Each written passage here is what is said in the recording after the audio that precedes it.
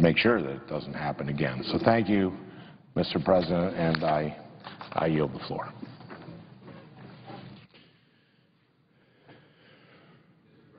The Senator from New York. Thank you, Mr. President, and I thank the Senator from Minnesota for his great remarks, and he really does care about Minnesota. It comes across every day he's here, and it's a nice state. Anyway, in a few hours, Mr. President, the Iran sanctions bill is likely to pass both the House and the Senate. And that is very, very good news because, Mr. President, when it comes to Iran, time's a-wasting.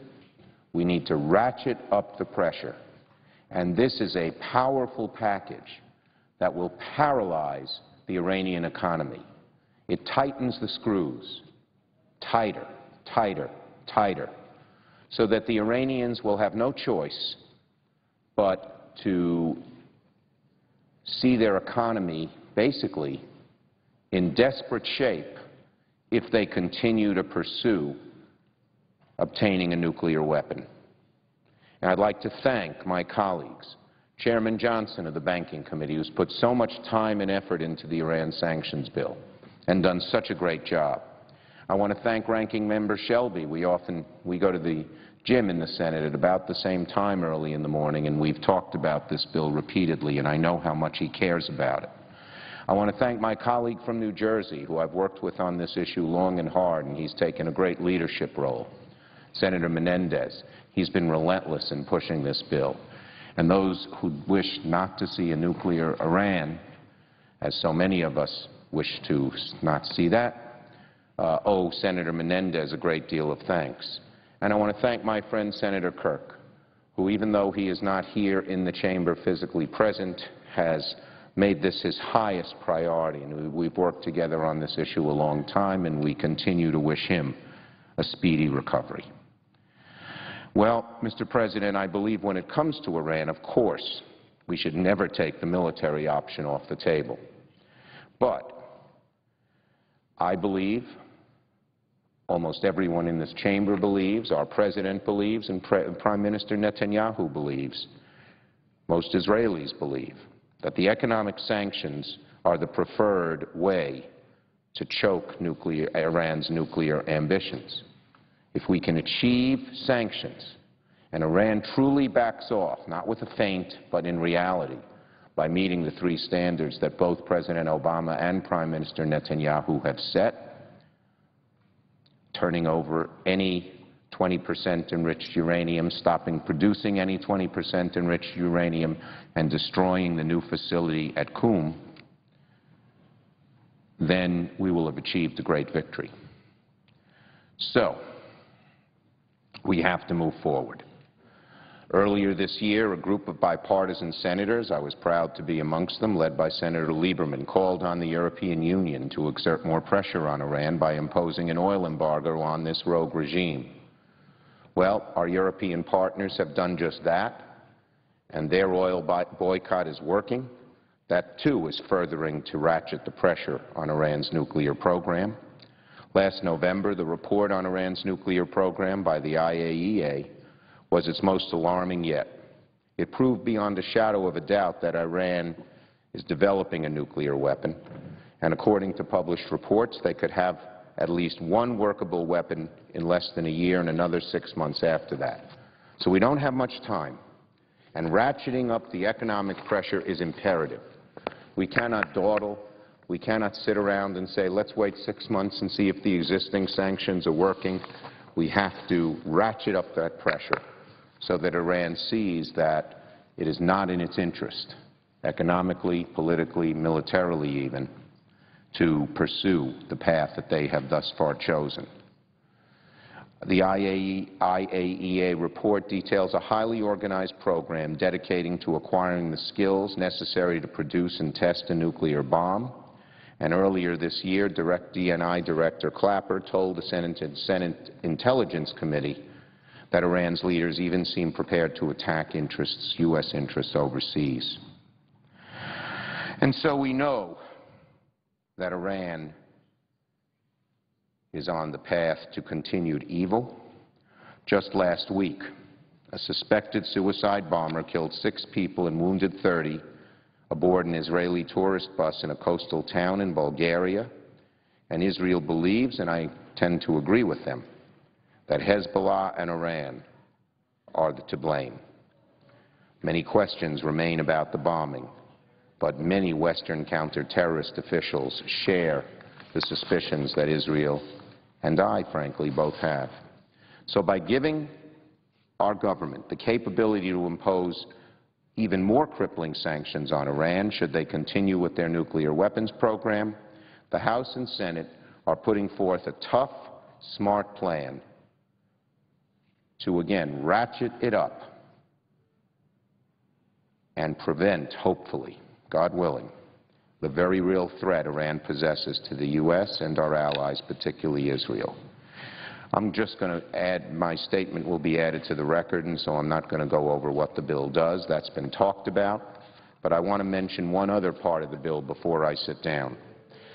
I'm really happy and grateful to Chairman Johnson that the measure before us will also include language adopted from the Syrian Human Rights Accountability Act. That's legislation I co-introduced this year with my friend and colleague from New York, Senator Gillibrand. The legislation would require the administration to identify violators of human rights in Syria, would call for reform and protection of the pro-democracy demonstrators, and would also block any financial aid and property transactions in the U.S. involving Syrian leaders involved in the crackdown on protesters. If the Syrian government, which in many respects operates as a client state of the rogue Iranian regime, won't willingly change its brutal approach and continue to violate human rights of those seeking to exercise their voices, then we have to do everything that we can to send the strongest message possible to that nation's leadership that this behavior is beyond the pale and not without consequences. And, Mr. President, in conclusion, I believe my colleagues, Chairman Johnson, Ranking Member Shelby, Senator Menendez, Senator Kirk, have done an excellent job crafting a comprehensive plan to arm the administration with the tools they need to put a stop to Iran's nuclear program, and urge my colleagues to unanimously support the Iran Threat Reduction and Syria Human Rights Act of 2012. And with that, I yield the floor. Senator from Ohio. Thank you, Mr. President. I ask unanimous consent to speak as with morning business for up to 10 minutes. Without objection. Thank you, Mr. President. I rise today because service members who risk their lives protecting our nation should not have to ever worry about predatory banking practices. They shouldn't have to worry about whether they can vote absentee while serving abroad. While they're fighting our nation's foes, they shouldn't have to worry about fighting a foreclosure.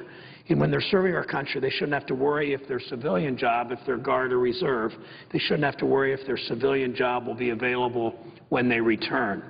Unfortunately, too many do worry about that. Last week, I joined the Attorney General of the United States at Wright-Patterson Air Force Base near Dayton, Ohio, and spoke with men and women who serve our country, airmen, airwomen. Also, around that time, spoke to some Guard and Reserve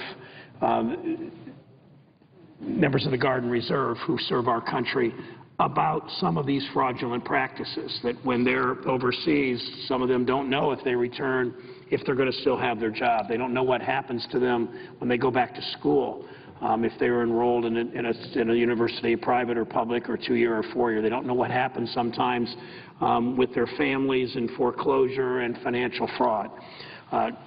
We know that employment's critical for service members and military families. So is housing. So is protecting their ability to cast a ballot. That's why I'm sponsoring legislation, the Service Members Protection Act, which is so vital to those men and women in uniform. It would make critical changes to the Service Members Civil Relief Act that can improve the quality of life for members of the armed forces.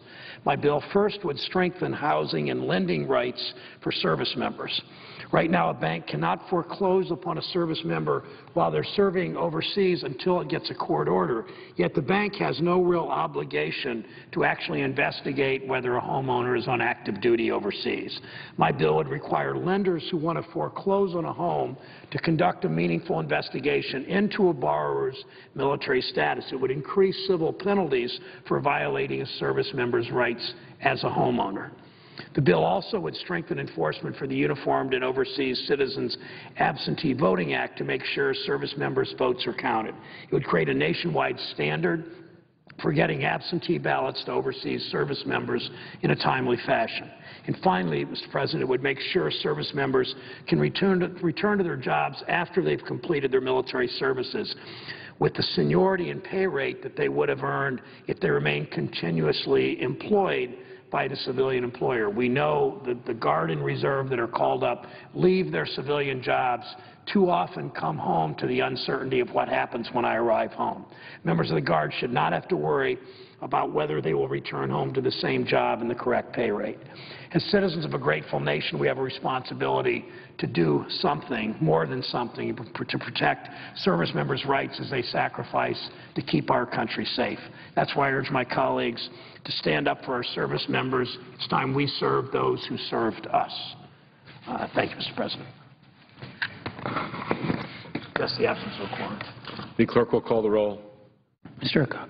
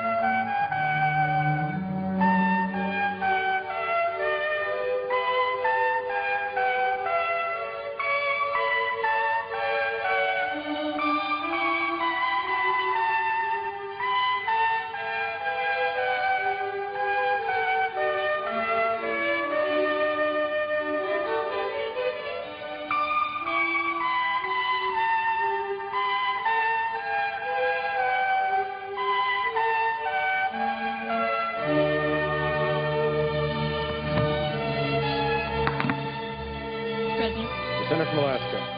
Mr. President, request proceedings under the quorum call be dispensed with. Without objection. Mr. President, I would ask unanimous consent that the following interns from my office be granted floor privileges for the duration of today's session.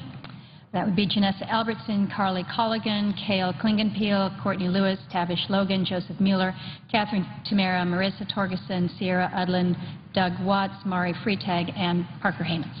Is there objection? Without objection. Thank you, Mr. President, and I'm delighted to have a fine group of young Alaskans with me today, not only here on the floor, but I thank them for their help to me, my office here in Washington, and really all of Alaska.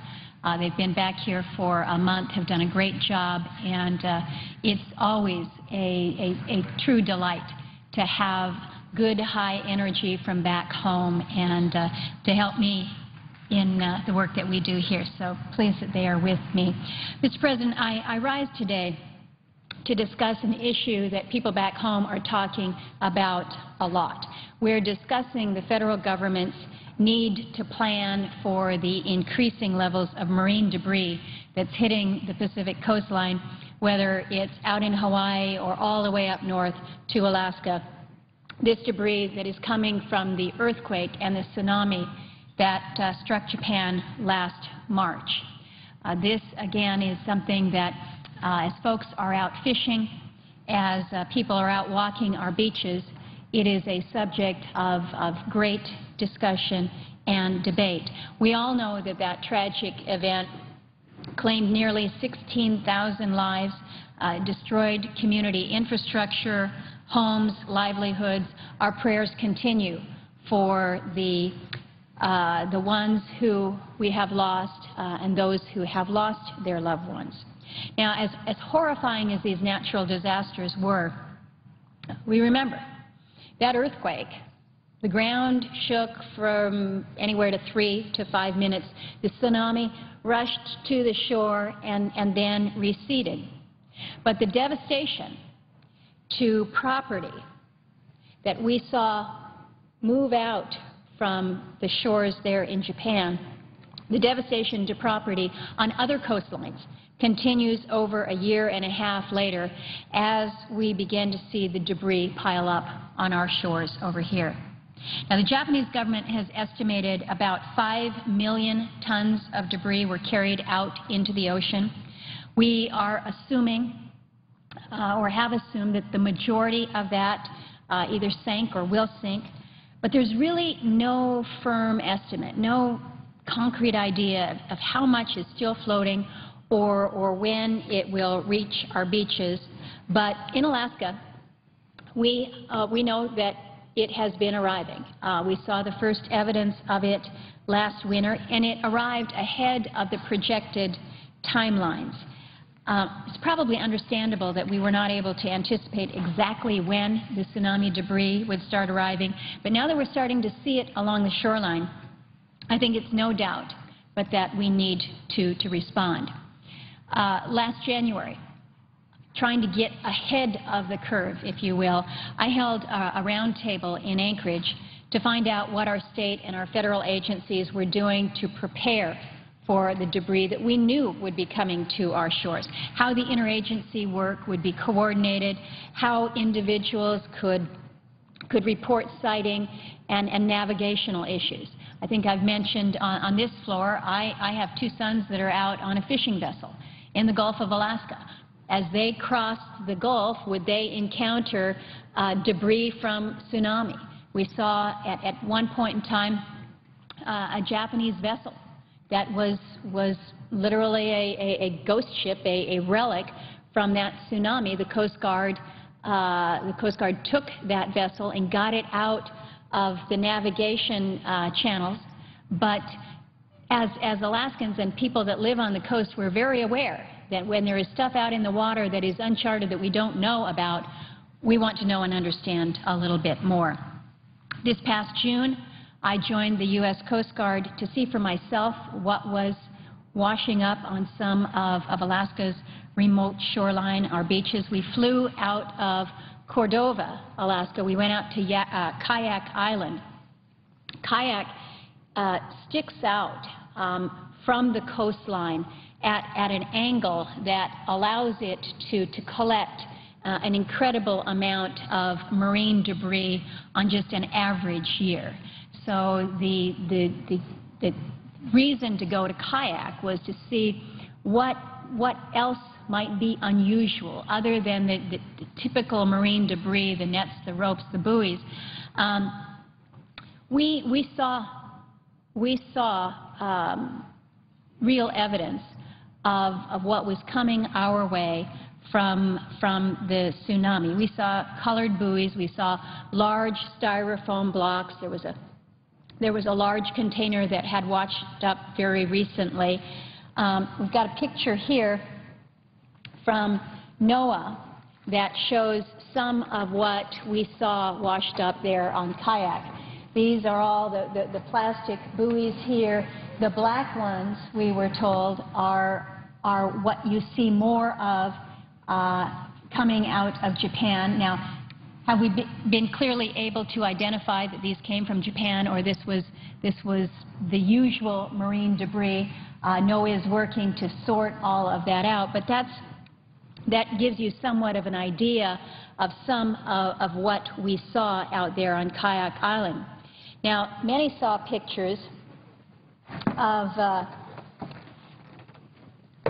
this huge dock that recently arrived on the coastline in Oregon.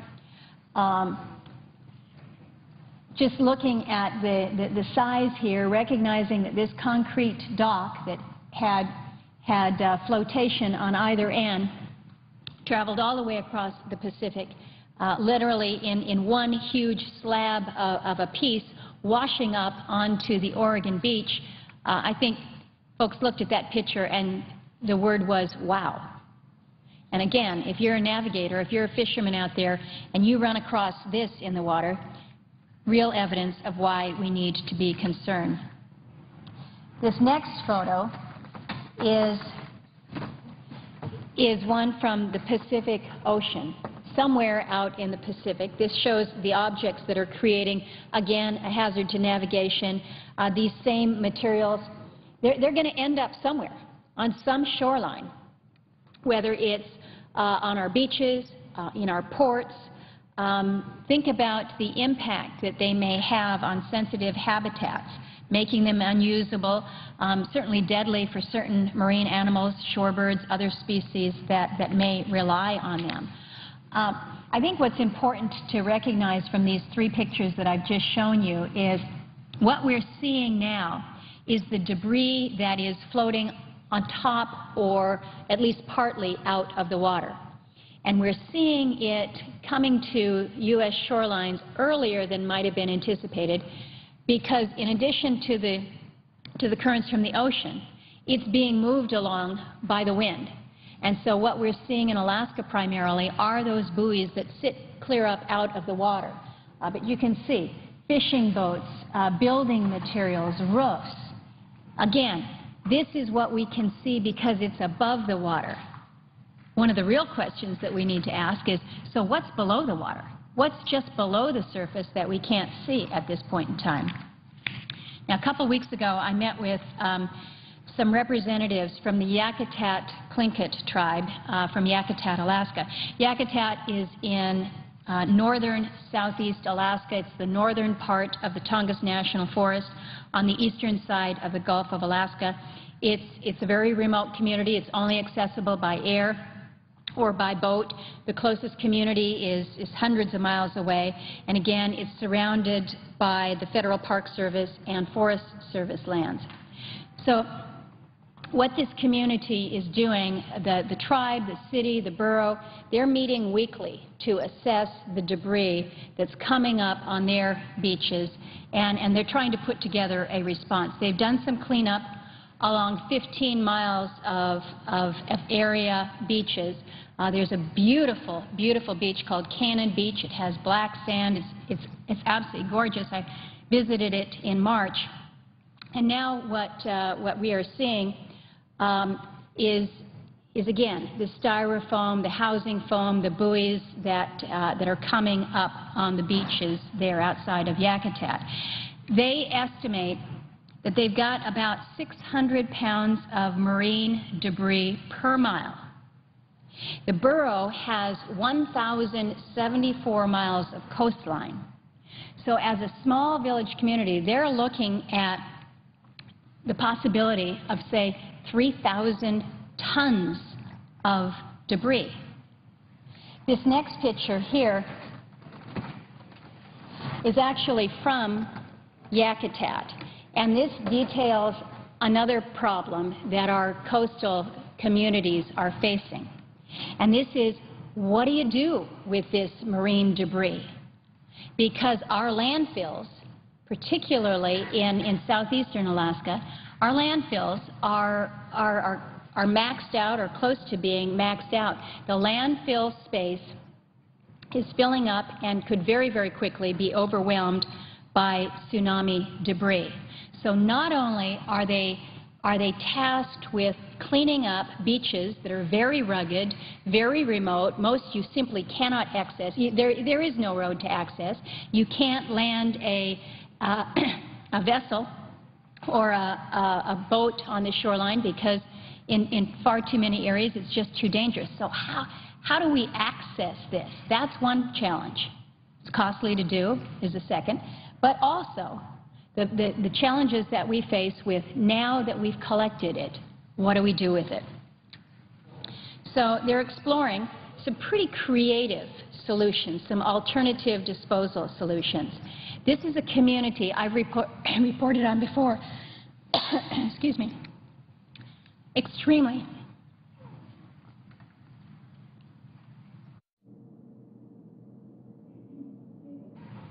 Yakutat is one of those communities that has extremely high energy costs. I believe, if my memory serves me, I believe that they pay in excess of 50 cents a kilowatt hour for their energy. So when they're dealing with challenges and problems, much of it comes back to their high cost of energy. So what they're looking at is whether or not there's the potential for any waste to energy technologies that could deal with two problems: clean it up and support long-term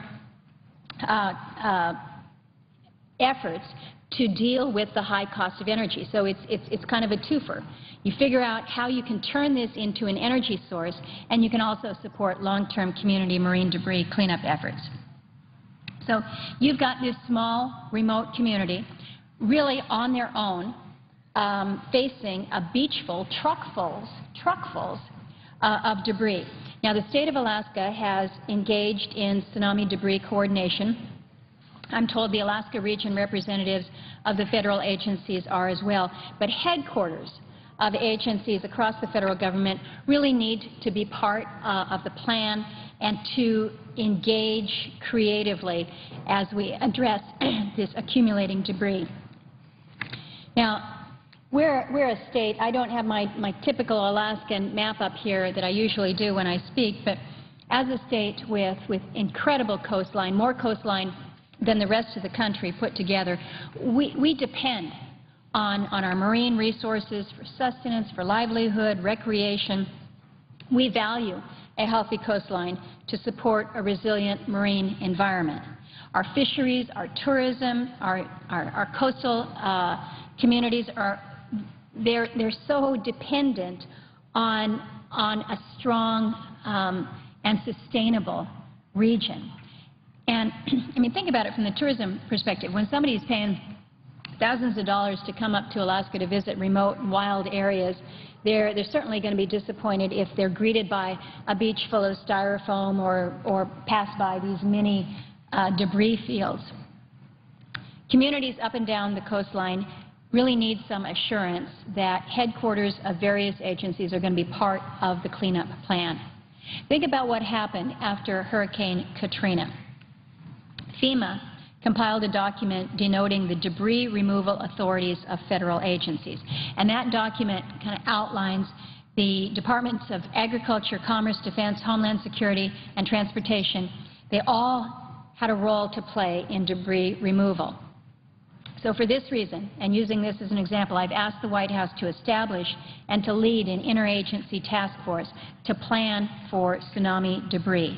So you take the relevant states, tribes, local governments, and the international partners and invite them to participate in this task force. We all need to be working it together. You just cannot leave a little community like Yakutat and say, clean up your section of the coastline there.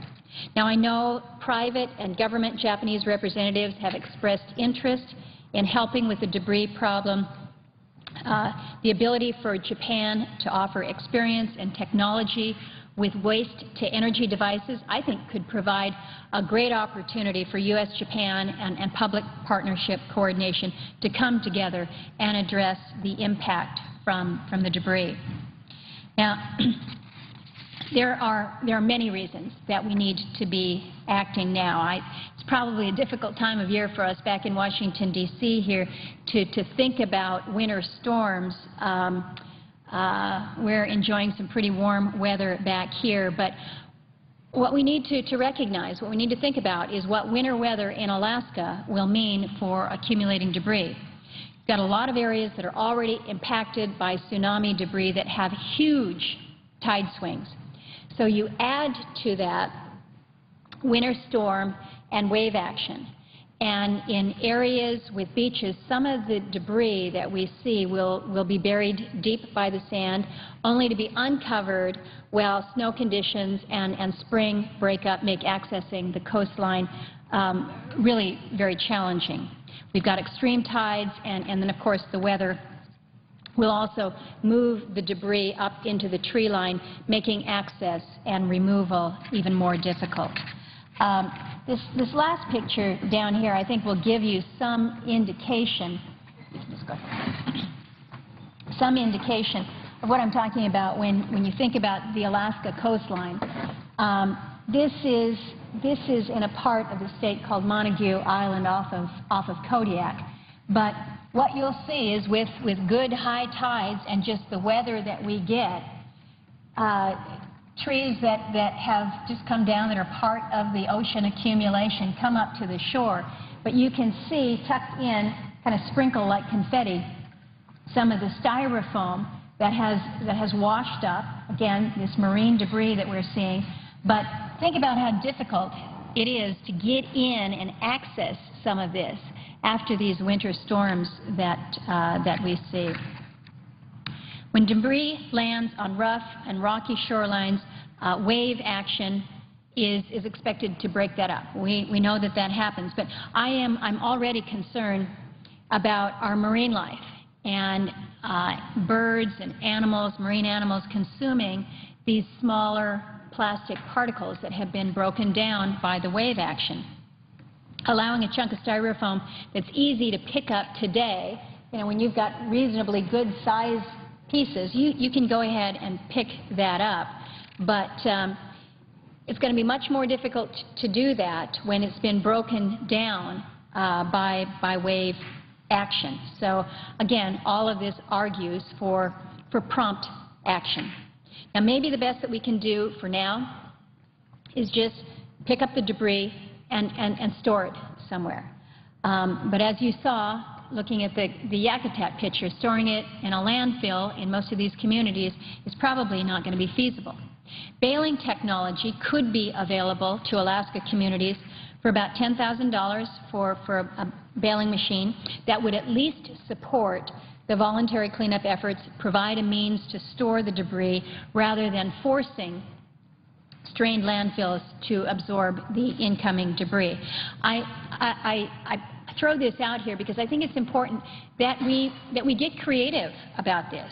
We need to be exploring all available technologies to support the most efficient means to handle this tsunami debris and other marine debris for the long run. Every year I attend an annual renewable alternative energy fair. It's held in the interior part of the state. It's at Chena Hot Springs. You always learn something good and new at this energy fair. Last year, when I was there, I saw a device that's actually in production. It's on-the-shelf technology. It may help turn much of the debris that's hitting our coastline into fuel. The device I called it a gizmo. I know there's a much more technical term for it, but it processes plastics into fuel with a capacity to produce as much as 2,400 gallons per day, with fuel at over $6 a gallon in Yakutat. The people there are looking and saying, wow, you could actually take some of the waste, the garbage, the debris, the plastics, turn that into fuel so that I don't have to pay $6 a gallon to fuel up my four-wheeler, my truck, my boat. And given the tight budgets that are all around the country, again, I think we need to be creative here. We need to identify and deploy all available resources and share information. We need to leverage local knowledge and our coastal residents' proximity to and vested interest in the cleanup efforts. Now, our federal agencies have regional coastal staff, and they've got facility resources. Many run programs that are consistent with the objectives of tsunami debris response and mitigation. And for those who would suggest that, well, if it's come up on your shore, it's your responsibility. There's no federal role here. It's up to the states to figure it out. I would remind them that in my state, much of our coastline is owned by the federal government. This picture here on Montague Island is entirely within the Chugach National Forest. The first picture that I showed you on Kayak Island is in the Tongass National Forest. So, in fact, over 60% of my state is owned by the federal government. Clearly, the federal government has a role to play in cleaning up the debris. And we also can't forget about the private interest in cleanup. Many industries and private citizens are dependent on our navigable waterways and healthy marine ecosystems.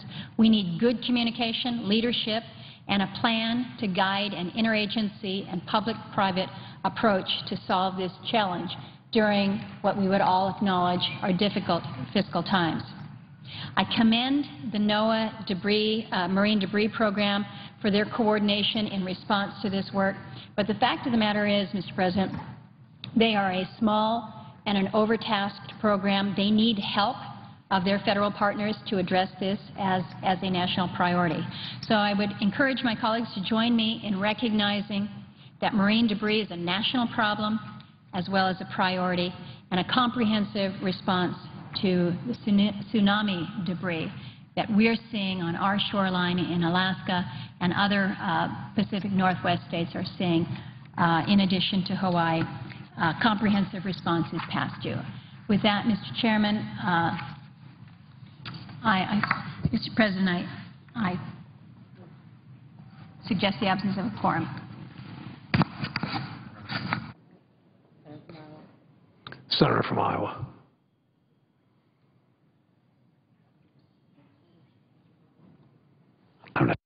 Over the last few days, we've been lectured numerous times that we must protect cyber critical infrastructure. Otherwise, our country is in jeopardy. Now, everybody agrees with that statement. Enhancing cybersecurity is important to our national security. I support efforts to strengthen our nations against critical cyber attacks. However, I take issue with those who have come to the floor and those same people arguing that those who don't support this bill are against strengthening our nation's cybersecurity. Disagreements over how to address policy matters shouldn't evolve into accusations about a member's willingness to tackle tough issues. The debate over cybersecurity legislation has turned from a substantive analysis of the merits into a political blame game as to which side supports defending our nation more. If we want to tackle big issues like cybersecurity, we need to rise above disagreements and work in a constructive manner. Disagreement over policy should be openly and freely debated. Unfortunately, this isn't how the debate on cybersecurity proceeded. Instead, before a real debate began, the majority leader cut that debate off. As the discussion of cybersecurity began on the floor this week, senators stated that a failure to grant broad new powers to the federal government will lead to a cyber 9/11. I agree that if we fail to take action on cybersecurity, there could be a national security consequence. However, I don't believe giving the federal government more regulatory authority over business and industry, as supporters of this bill propose, is the answer to strengthening cybersecurity. Chief among my concerns with the pending bill is the role played by the Department of Homeland Security. These concerns stem from oversight that I've conducted on the implementation of a law called the Chemical Facility Anti-Terrorism Standards Program. That acronym would be CFATS. CFATS was the Department's first major foray into regulation of the chemical sector. Department of Homeland Security spent nearly $500,000 on that program. Now, 5 years later, they've just begun to approve site security plans for the more than 4,000 facilities designated under the rule. I've continued to conduct oversight on this matter, despite assurances from the Department of Homeland Security that they fixed all the problems with that program, CFATS. I keep discovering more problems. So now, I'm baffled why we would take an agency that has proven problems with overseeing a critical infrastructure and give them chief responsibility for our country's cybersecurity. Additionally, I'm concerned with provisions that restrict the way information is shared. The restrictions imposed under Title VII of the bill are a step backward from other information sharing proposals. This includes the bill I've co-sponsored, the Secure IT bill. The bill before us places the Department of Homeland Security in the role of gatekeeper of cyber threat information. The bill calls for the Department of Homeland Security to share the information in, quote, as close to real time as possible with other agencies. However, this surely will create a bottleneck for information coming into the government.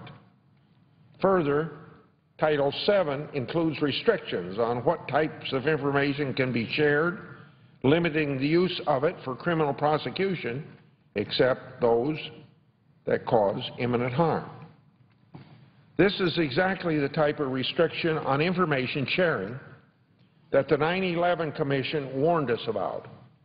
In fact, the 9/11 Commission said, quote, the wall resulted in far less information sharing and coordination, end of quote.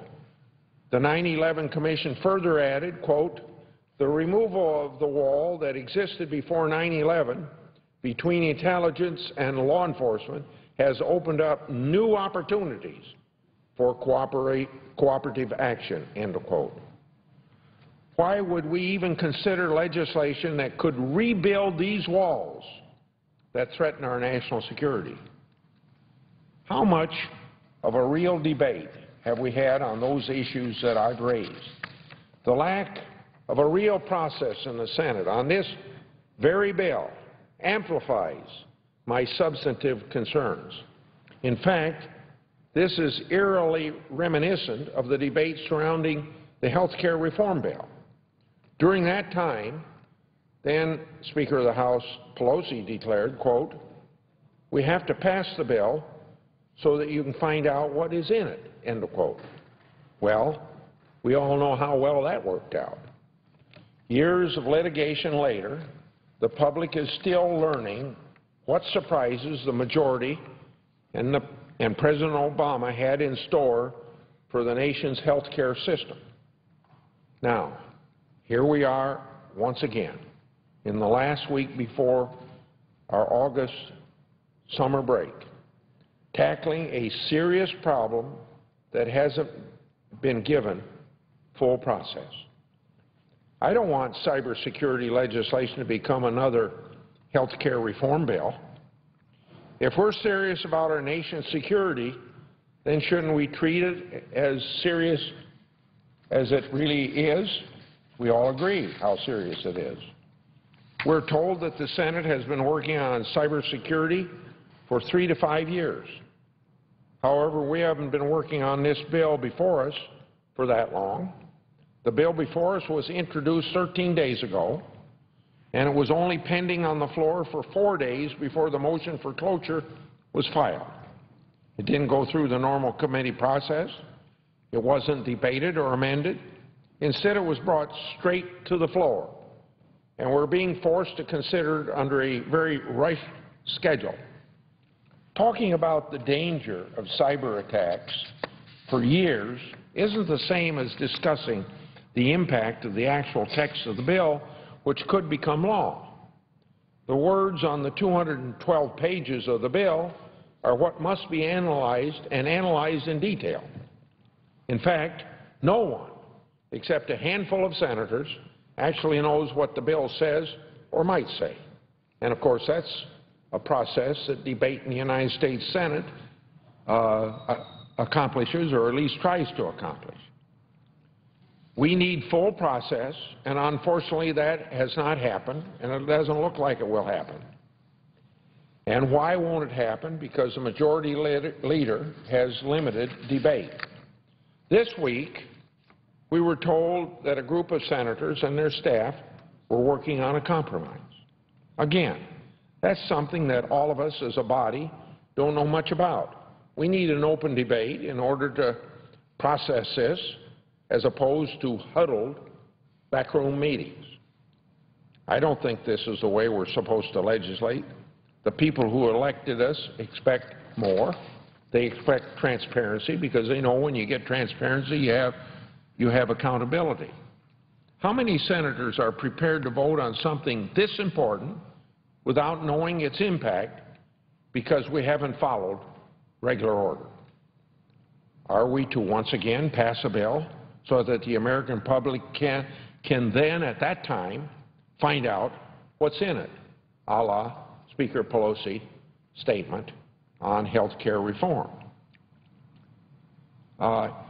These are questions that all senators should consider, and our citizens should know in advance what we're actually considering. Now, yesterday, we heard claims that the amendments offered by Republicans were part of some obstructionist tactic.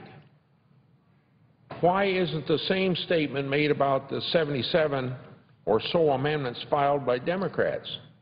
Somehow, are they acceptable and not obstructionist? I had 3 amendments that address specific provisions in the bill, and I wanted to have a debate on them. For example, I have an amendment to strike the provisions in the bill that create a cause of action against the federal government. Now, what does that cause of action do? That provision waives sovereign immunity, provides for automatic damages, and provides for an award of attorney's fees. This provision is obviously a gift to the trial lawyers' lobby, which American taxpayers shouldn't have to pay for.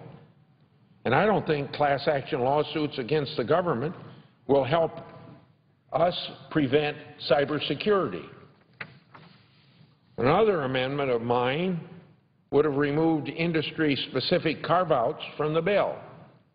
This is another example of how backroom deal-making takes place so as to get the support and build support for a bill. We saw this happen with the health care reform bill. You know the famous Cornhusker kickback that was agreed to in order to pass Obamacare, and this process reminds me of that. Here, to get support from companies in the information technology industry, the bill clearly states those companies can't be identified as critical cyber infrastructure. So, and to build support for this bill, but without people knowing what's in the bill, the authors carved out these companies from having to comply with the bill. For example, under this carve-out, say an information technology company builds a router that has a flaw that's exploited by hackers. That router is purchased by every sector of the critical infrastructure, including power, water, and probably a lot of others that I ought to be able to name. If that router flaw is exploited, and if that is attacked, the companies that bought the router are held responsible. However, the company that made the faulty router isn't. Now, it's obvious how absurd this is. It's obvious how much of a major giveaway to a key industry just to give the appearance of private sector support. This is not how we should handle cybersecurity. And I have an amendment to strike this provision.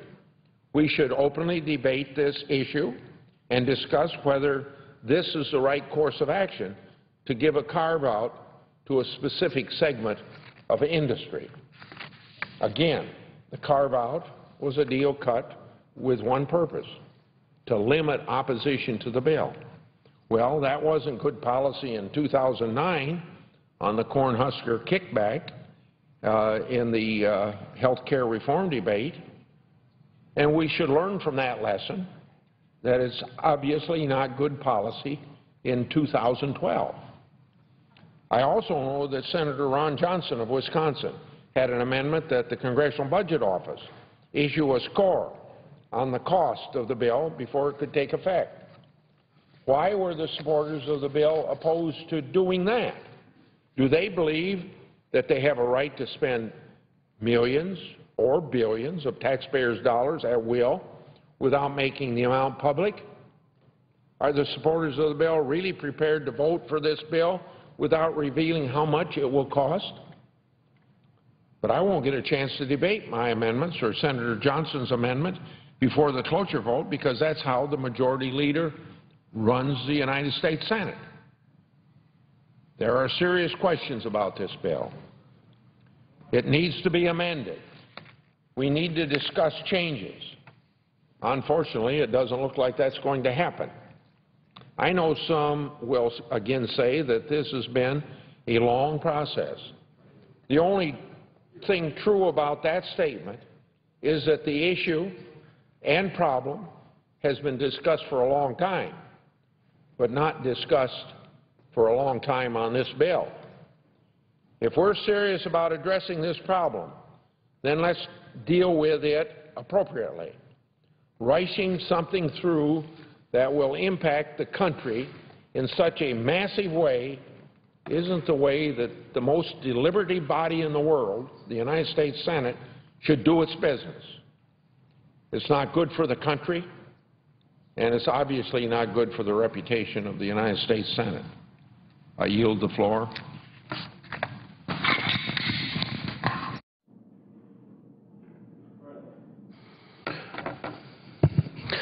The senator from New Jersey is recognized. Mr. President, I understand that my distinguished colleague from Oklahoma has asked consent for 6:30. I will take about 10 or 15 minutes, which would put us just about 5 minutes past that. So I'd like to ask consent to speak for about 15 minutes. That's perfectly all right. I'd like to ask unanimous consent that at the conclusion of the remarks from my friend from New Jersey that I be recognized for 30 minutes. Is there objection? So ordered. The senator from New Jersey is recognized. Thank you, and I thank my colleague for his courtesy. Mr. President, while we are focused on issues here at home, and certainly we should be,